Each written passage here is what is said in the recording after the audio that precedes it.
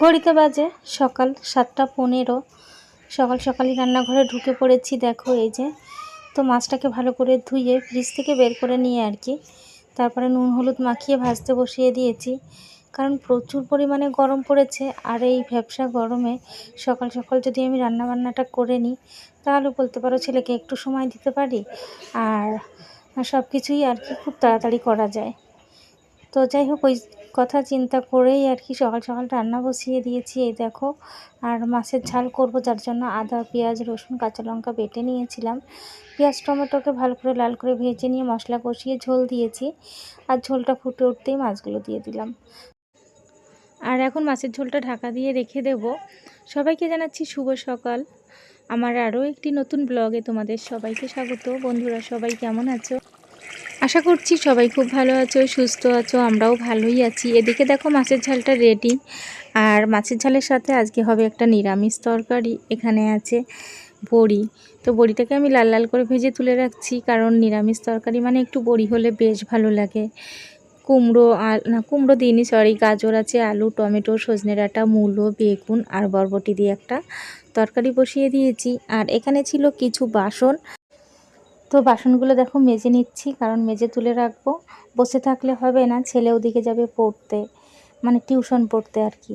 আজকে তো শুক্রবার, তো সোম থেকে শুক্র আর কি পড়ায়, শনি রবি ছুটি থাকে। তো যাই হোক, বাবান একাই যাবে আজকে। মাঝে সাঝে আমি ওকে দিয়ে আসি, কারণ হচ্ছে ভয় লাগে, তো সবসময় পারি না। আজকে যেমন রান্নাটা বসিয়ে দিয়েছি, ভাবলাম গ্যাসটা আবার অফ করে যাব, থাক, আমি বললাম বাবা তুমি যাও। বেশ কিছুদিন থেকে একাই গিয়েছে আমার প্রেগনেন্সির সময়টাতে আর কি। তো যাই হোক, নিরামিষ তরকারি মানে কিন্তু একটু মিষ্টি মিষ্টিই ভালো লাগে, তাই আমি দিলাম একটু চিনি আর ভেজে রাখা বড়িটা। এখন আর একটু ঢাকা দিয়ে রাখবো, আর তো ঝোলটা একটু টেনে এলে তারপরে তরকারিটা নামিয়ে নেব। তো তরকারিটা নামিয়ে নিয়েছিলাম, সমস্ত রান্নাবান্না ওঘরে রেখে এসেছি। ভাতটাই আমি একটু বেলাতেই করব, কারণ হচ্ছে আমরা তো সকালে ভাত খাই না, খুব কমই আর কি। যদিও খাই সকালবেলা, সেটা 11টা 12টার দিকে একটু খাওয়া হয়।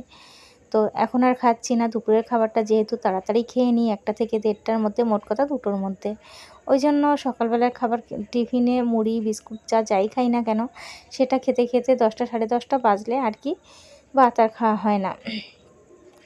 ওই জন্য আর কি ভাতটা একটু বেলাতে করব। তরকারি মানে এ ঘরের কাজগুলো আমি করে নিয়েছি, আর ভাতটা তো আমি ও ঘরেই বসে করতে পারবো ইন্ডাকশানে, আর ছোটো ছেলেকেও একটু দেখতে পারবো, তাকে খাওয়ানো, তারপরে তার একটু কোলে নেওয়া, তারপরে সে যাই হোক সমস্ত কিছুই। ছোটো বাচ্চা মানে বুঝতে পারছো, ঘরে প্রচুর কাজের আর শেষ নেই। এদিকে আমি গ্যাস ওভেনটা একটুখানি সাবান দিয়ে পরিষ্কার করে নিলাম। ইন্ডাকশানে এখন আর তেমন একটা রান্না করছি না, গ্যাসটা বেশ কয়েক মাস আগে লাগানো হয়েছিল। ভাবলাম গ্যাসটা শেষ হয়ে গেলে আরও একটা গ্যাস আছে, ওটা লাগিয়ে নেব, তাই আর কি। তো চলে এসেছি ও ঘরে সমস্ত কাজবাজ সেরে দুধ বসিয়ে দিয়েছি। ভেবেছিলাম দুধ চা মুড়ি এসব খাবো, তো দুধটা খাবো। তো তারপরে মনে হলো না, চা খাবো। ছোটো ছেলে আমার এদিকে খেলছে, বিছানাটাকেও সুন্দর করে গুছিয়ে নিয়েছি ওর বাবা থাকতেই। তারপরে এদিকে আমার চাটা প্রায় রেডি, ঘড়িতে বাজে 10টার বেশি। বাবানও পড়া থেকে দেখো ঢুকে পড়েছে। এই যে বাইরে এতটা রোদ্দুর, কি বলবো, ও তো ভীষণই কষ্ট হয়ে গেছে, এসেই দেখো শুয়ে পড়েছে। তো যাই হোক, ও আমাকে বলল তোমার সাথে আমি একটু চা খাবো। চাটা একটু বেশি করেই করেছি, আর থালাতে মুড়ি নিয়েছি, সাথে থাকবে বিস্কুট। এই নিরামিষ তরকারিটা দিয়ে মুড়িটা মেখে নেব, কারণ আমরা তরকারি দিয়ে মুড়ি মেখে খেতে ভালোবাসি আর কি। ফলটা বের করে রেখেছি, দু ছেলের জন্য 2টো কলা বেদানা আর কি, ওদেরকে একটু পরে খাইয়ে দেব। ছোটো ছেলেকে অল্প দেওয়া হয়, আর বড় ছেলে খায় আর কি। এদিকে ওর কিছু টয়লেটের কাঁথা আর কি 2-3টে হয়েছিল, সেগুলো ধুতে চলে এসেছি। বাইরে তো প্রচুর রোদ্দুর, আর এবেলাতে রোদ্দুর থাকতে থাকতে আর কি শুকিয়ে যাবে, ওই জন্য আর বেশি না করেই যে কটা হয়েছে ধুতে চলে এসেছি। এগুলো ধুয়ে মেলে দেব। সকাল সকাল রান্নাবান্না হয়ে গেলে না, মনে হয় যেন অনেক বড় একটা মানে কাজ করে ফেলেছি, ভীষণ হালকা লাগে নিজেকে আর কি। কিন্তু ওই যে প্রতিদিন মানে একই রুটিনে যেন আমি কাজ করতেই পারি না। একদিন করলে তো পরের দিন তো মনে হয় কিছুতেই হয় না, সেই মনে হয় সকালবেলাতেই বেশি ঘুম পায়, আর আমি উঠতেও দেরি করি। এই হচ্ছে ব্যাপার। ওগুলো মেলে চলে এসেছি। ওর বাবা কিছু বাজার করে দিয়ে গেছে, দেখো বিনস টমেটো, এখানে আছে কুমড়ো, আছে বিট গাজর রাঙা আলু, আর আছে তরুলি। রাঙা আলুটা এখন ছোট ছেলের জন্য ঘরে রাখতেই হয়, যেহেতু ওকে আমি এখন সলিড খাওয়ানো শুরু করেছি, তাই ওর খাবারে প্রতিদিন আলু বলতে রাঙা আলুটাই রাখি আর কি। তো ওর জন্য আজকে সেদ্ধ করেছিলাম, ছোট ছেলের জন্য আর কি সেদ্ধ হয়। মুসুর ডাল ছিল, চাল ছিল, একটু সজনে ডাঁটা আর রাঙা আলু দিয়ে আর কি 1 চিমটি নুন দিয়ে সেদ্ধ করে রেখেছি। এখন সবাই বলে আর কি, সব ডাক্তাররা আর কি, তো যাই হোক নুন খাওয়াবে না বাচ্চাকে আর কি। তো আমি কি বলো তো একদম নুন ছাড়া করি না, একটুখানি নুন দিই, খুব বেশি নয়, 1 চিমটি মতো। তো ওর জন্য সেদ্ধ করেছি। দুপুরবেলা স্নানের পর ওকে খাইয়ে দেবো আর কি।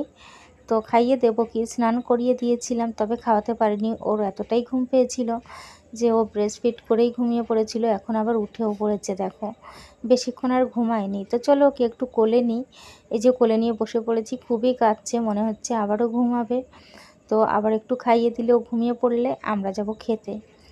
তো আমরাও এখন ঘড়িতে বেজে গেছে প্রায় 2টোর বেশি। ভাত বেড়ে নিয়েছি দুজনার। আর এখন আমি রান্নাঘরে গিয়ে একটু নিম পাতা ভেজে নিয়ে এসেছি। নিরামিষ তরকারিটা আর মাছের ঝাল, নিম পাতা ভাজা, এটাই দুপুরের মেনু আজকে। তো বন্ধুরা, আমার বড় ছেলে তো নিম পাতা একদমই খেতে চায় না। যাই হোক, ওকে একটু ভাত মেখে খাইয়ে দেবো। নিম পাতা খাওয়া ভীষণই উপকারী আর কি। আমি যদি মেখে কয়েক গাল ভাত ওকে খাইয়ে দিই, তবে জোর জবরদস্তিও খাবে, নিজে মেখে দিলে খাবেই না, বাদ বাকিটাও তুলেই খাবে। খেতে খেতে আজকের ব্লগটা রাখছি। আসছি আগামীকাল আবারও একটা নতুন ব্লগের সাথে। সবাই আমার সঙ্গে থেকো।